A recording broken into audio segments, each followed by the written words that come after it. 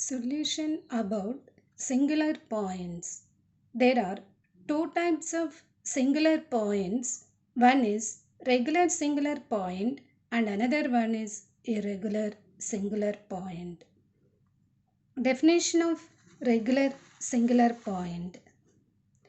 Consider the equation P naught of x d square y by dx square plus P1 of x dy by dx plus P2 of x y is equal to 0, where P0, P1 and P2 are polynomials in x. Dividing this equation with P0 of x, we get d square y by dx square plus P1 of x divided by P0 of x dy by dx plus P2 of x divided by P0 of x y is equal to 0. That is d square y by dx square plus P of x dy by dx plus Q of x into y is equal to 0. That is equation 1, where P of x is equal to P1 of x divided by P0 of x and Q of x is equal to P2 of x divided by P0 of x. Here P and Q are polynomials in x. And assume that at least one of the functions P and Q is not analytic. Analytic means differentiability at x is equal to x naught, so that x is equal to x naught is a singular point of equation 1. Consider q1 of x is equal to x minus a into p of x and q2 of x is equal to x minus a whole square q of x. If q1 and q2 are analytic means differentiability at x is equal to x naught, then x is equal to x naught is called a regular singular point, otherwise irregular.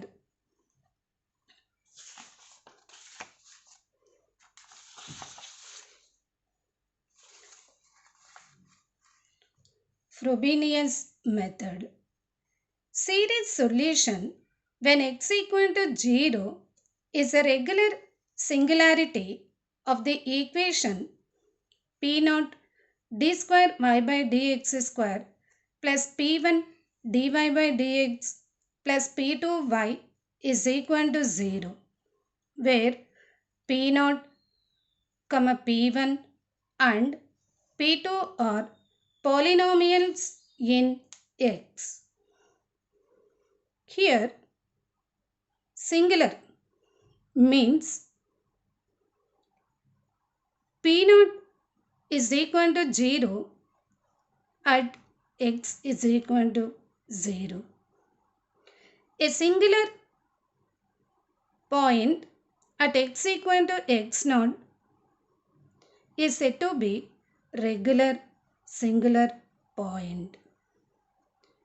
Now we can assume the solution of the equation is of the form y is equal to x power m into a naught plus a1x plus a2x square plus and so on plus an x power n plus and so on. Calculate dy by dx and d square y by dx square from the assumed solution, that is equation 2, and substitute d square y by dx square, dy by dx and y in equation 1. Next, equate to 0 the coefficient of the lowest degree term in X. It gives a quadratic equation known as indicial equation.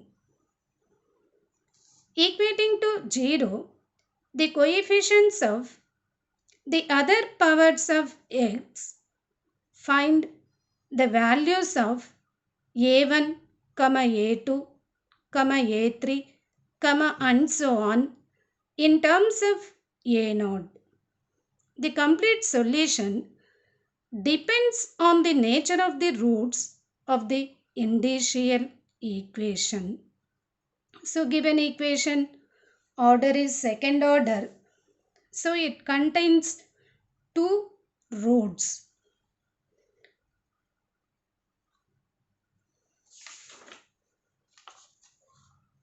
In case 1,